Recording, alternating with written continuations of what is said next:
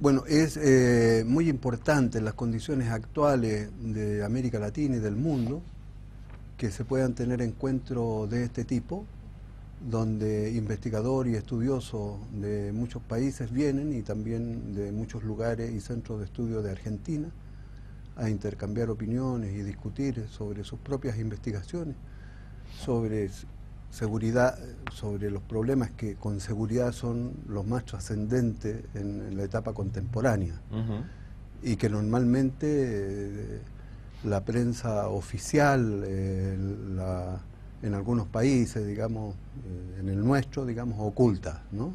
Como los grandes problemas que tiene la humanidad. O sea, los temas que se van a discutir aquí tienen que ver con los problemas de la crisis mundial, sus impactos en la naturaleza, en la sociedad humana, ¿sí? Las políticas públicas que se pueden desarrollar para enfrentar esa situación de crisis, la relación de la economía, de las ciencias sociales con los movimientos sociales, en fin.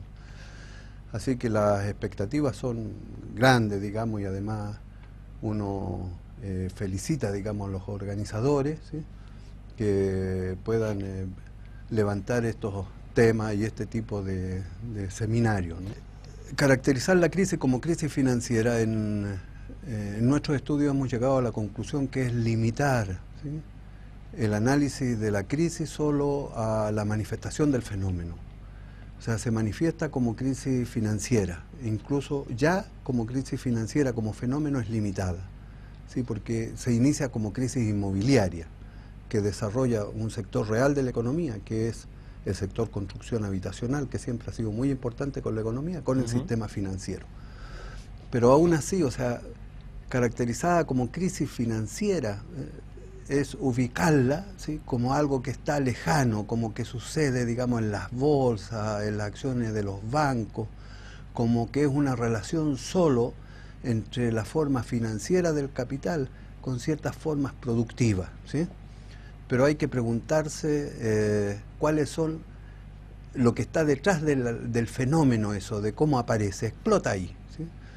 Y entonces nuestros estudios, ¿sí?, hemos llegado a la conclusión de que la crisis actual tiene que ver muchísimo y es explicada fundamentalmente por las condiciones de funcionamiento del capitalismo como economía mundial altamente globalizada que se ha desarrollado en los últimos 3 décadas, ¿sí?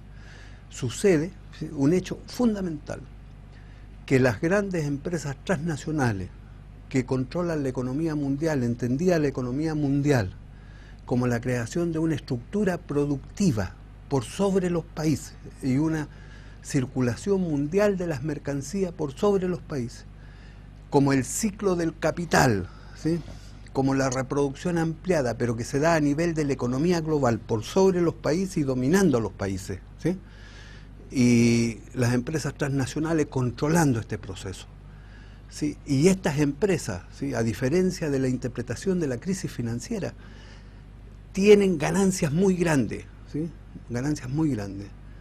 Sí, todo eso lo hemos demostrado con una cantidad de antecedentes, no solo la masa de ganancias, sino la tasa de ganancia también. ¿Y por qué?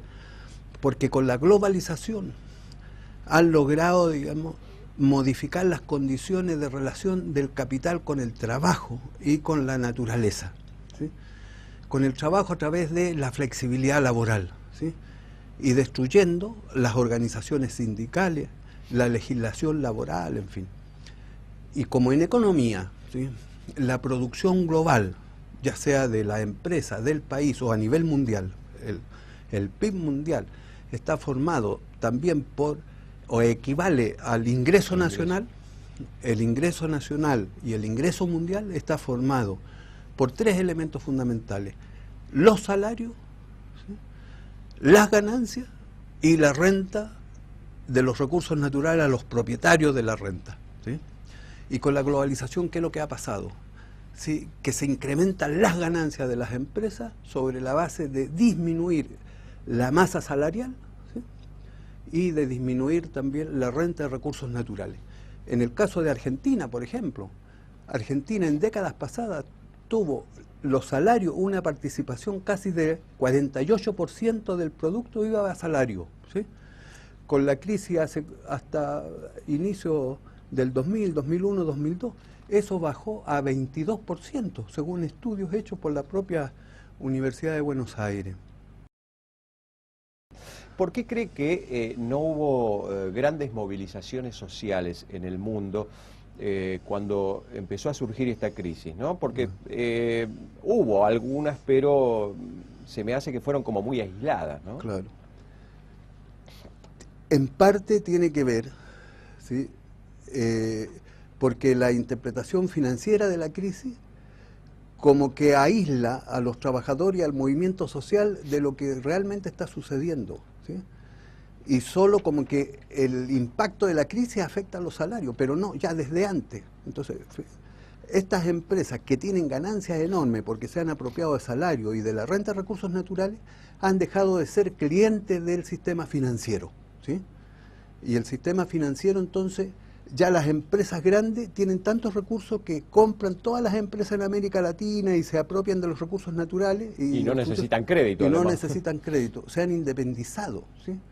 Entonces, bueno, junto con eso viene, digamos, el bombardeo mediático del control de los medios de comunicación, diciendo, digamos, acerca de que todo esto tiene que ver con la libertad individual, con la propiedad privada, que son como palabras muy bonitas, pero que el capital usa para ello, ¿sí? Y entonces también, o sea, la sociedad, se logra en la sociedad una especie de control de la mente humana, como decía Chomsky, ¿sí? Entonces también, o sea, como que la cosa económica es algo externo, ¿sí? Las empresas empiezan con el discurso de que nosotros somos los que entregamos trabajo, ¿me entiendes? Con la flexibilidad laboral, ¿sí? Se crea una división del mundo del trabajo. Y esta crisis aumenta las ganancias de las empresas y al mismo tiempo se encuentra con una debilidad muy grande del movimiento sindical en los países, ¿sí? Dividido, fraccionado, los procesos de trabajo también, y además, o sea, los movimientos sociales también. Entonces, bueno, han logrado eso, esa es un poco la etapa actual. Por eso, desde el punto de vista científico, una buena interpretación de la crisis puede llevar, digamos, a ayudar a que resurja, ¿sí? El movimiento sindical y el movimiento social en defensa de los salarios, por ejemplo, en defensa del gasto social de los gobiernos y también en defensa de los recursos naturales, de tal manera que los recursos naturales sean de los pueblos, digamos, como lo dice las declaraciones de Naciones Unidas.